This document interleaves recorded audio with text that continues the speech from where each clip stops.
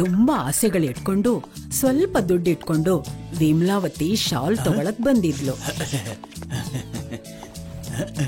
ಇದ್ರ ಬೆಲೆ ಎಷ್ಟು? ಬರೀ 10 ನಾಣ್ಯಗಳಷ್ಟೇನೆ. ತುಂಬಾ ಜಾಸ್ತಿ ಹೇಳ್ತಿದ್ಯಾ.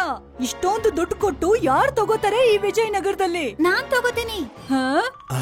ವಿಮಲಾವತಿ ಆ ಹೆಂಗ್ಸ್ನ ಹಾಗೆ ದುರ್ಗುಟ್ಕೊಂಡು ನೋಡ್ತಾ ನಿಂತ್ಬಿಟ್ಲು.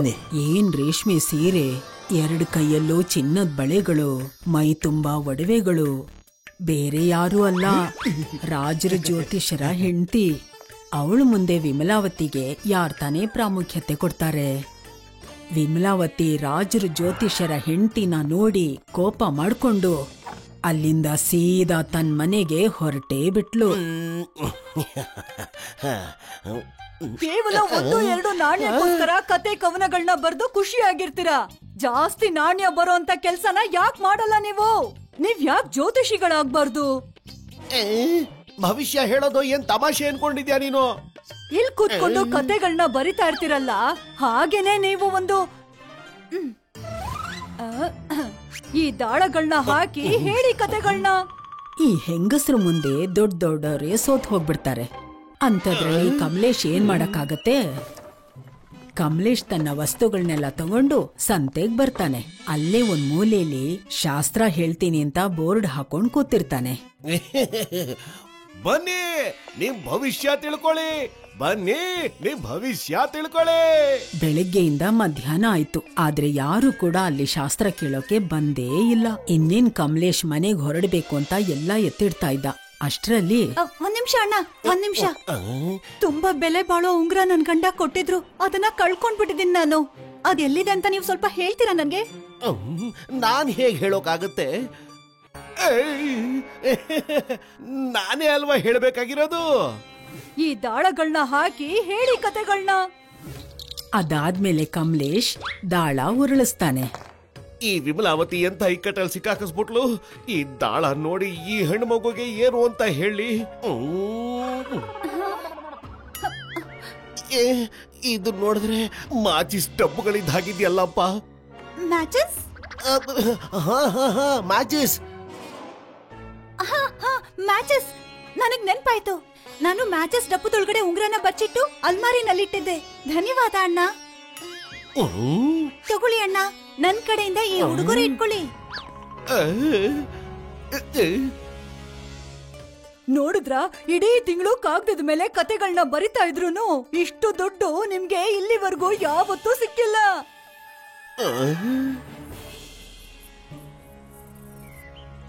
ಏನು ಕಳ್ತನ ಆಯ್ತಾ?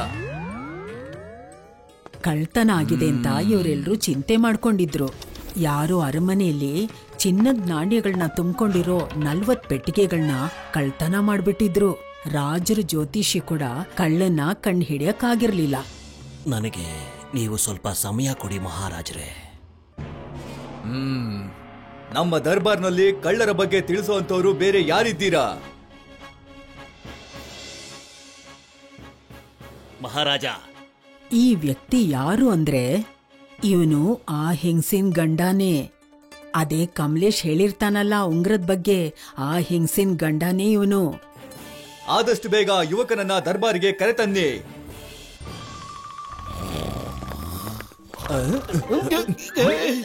ಅಯ್ಯಯ್ಯೋ ಬಿಡು, ನನ್ನನ್ನು ಎಲ್ಲಿ ಕರ್ಕೊಂಡು ಹೋಗ್ತಾ ಇದ್ದೀರಾ? ಅಯ್ಯಯ್ಯೋ, ಆ ವ್ಯಕ್ತಿ ಇವನೇ ಮಹಾರಾಜ. ನೀನು ಸರಿಯಾದ ಭವಿಷ್ಯವನ್ನ ಹೇಳ್ತೀಯಾ ಅಂತ ನಾನು ಕೇಳ್ಪಟ್ಟಿದ್ದೀನಿ. ಹೇಳು, ಅರಮನೆಯಲ್ಲಿ ಕಳ್ಳತನ ಮಾಡಿದ್ದು ಯಾರು? ನೆನಪಿರ್ಲಿ, ನಿನ್ನ ಭವಿಷ್ಯ ಸುಳ್ಳಾದಲ್ಲಿ ನಿನ್ನನ್ನ ಕಾರಾವಾಸಕ್ಕೆ ಹಾಕಲಾಗುತ್ತೆ.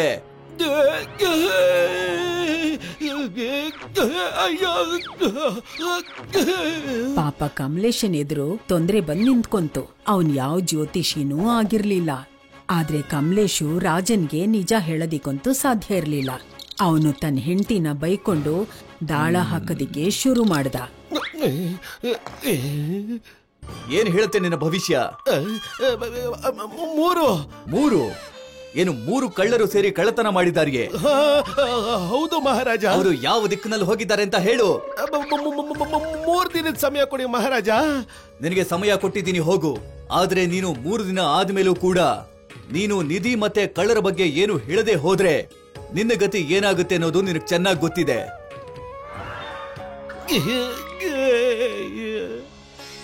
ಕಮಲೇಶ್ 3 ದಿನಗಳು ಸಮಯ ತಗೊಂಡಿದ್ದು ಕಳ್ಳರನ್ನ ಹಿಡಿಯೋದಿಕ್ಕೆ ಅಂತ ಅಲ್ಲ, ತನ್ನ ಮನೇಲಿ ಮಾಡಿರೋ ಅಡಿಗೆನ ತಿನ್ನೋದಿಕ್ಕೋಸ್ಕರ. ಅವನಂತೂ ಜ್ಯೋತಿಷಿ ಅಲ್ಲ, ಅವನ್ಗೆ ಚೆನ್ನಾಗ್ ಗೊತ್ತಿತ್ತು 3 ದಿನಗಳ ನಂತರ ಅವನಂತೂ ಸೆರೆಮನೆಗ್ ಹಾಕ್ತಾರೆ ಅಂತ.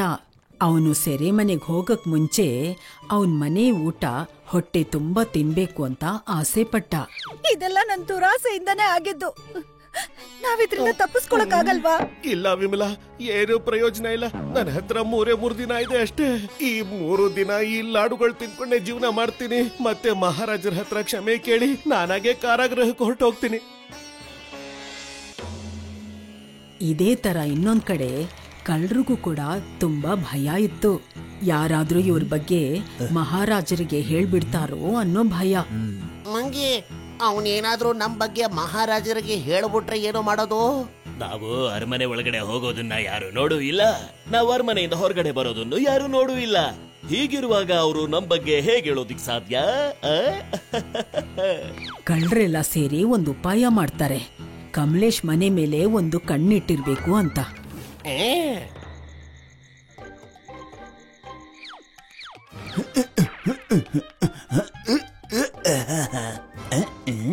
ಮೊದಲನೇದು ಇದಂತೂ ಹೋಯ್ತು. ಈಗಿರೋದು 2.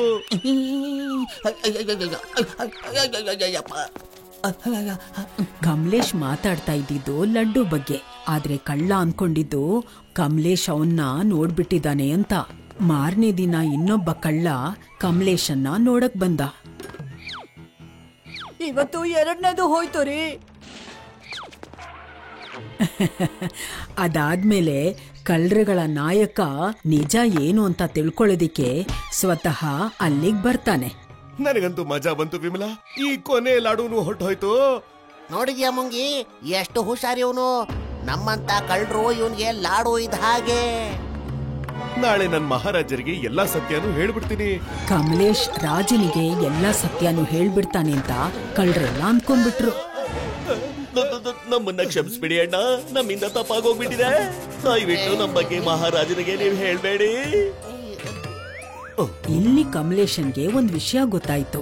ಅವನ್ 3 ದಿನಗಳಿಂದ ಯಾವ 3 ಲಡ್ಡುಗಳ ಬಗ್ಗೆ ಮಾತಾಡ್ತಿದ್ನೋ ಅದನ್ನ ಕಳ್ಳರು ತಮ್ಮ ಬಗ್ಗೆ ಅಂತ ಅನ್ಕೊಂಡ್ಬಿಟ್ಟಿದ್ರು. ಕಮಲೇಶ್ ಲಕ್ಕು ಬೈ ಚಾನ್ಸ್ ಇಲ್ಲೂ ಕೂಡ ಹೊಡೆದ್ಬಿಡ್ತು. ಕಳ್ಳರು ಕದ್ದಿರೋ ನಾಣ್ಯಗಳು ಎಲ್ಲಿದೆ ಅಂತ ಹೇಳಿ ಅಲ್ಲಿಂದ ಹೊರಟು ಬಿಟ್ರು.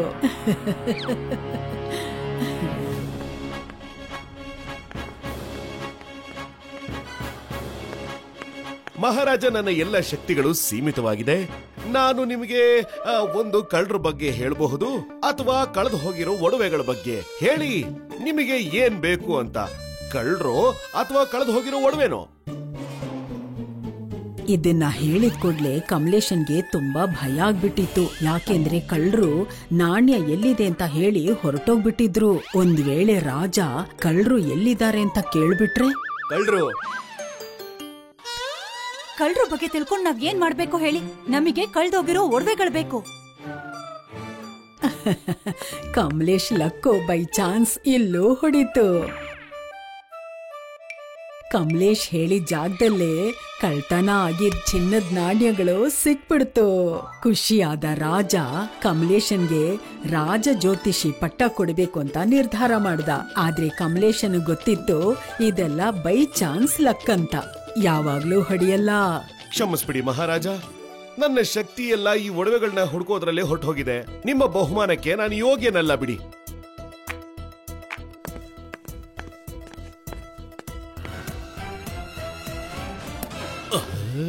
ಅವತ್ತಿಂದ ಯಾವತ್ತೂ ಕಮಲೇಶು ಶಾಸ್ತ್ರ ಹೇಳಲೇ ಇಲ್ಲ. ಅವನ್ ಹೆಂಡತಿ ಕೂಡ ಅವನಿಗೆ ಒತ್ತಾಯ ಮಾಡ್ಲೇ ಇಲ್ಲ. If you like this video, subscribe to our channel Murthy Media.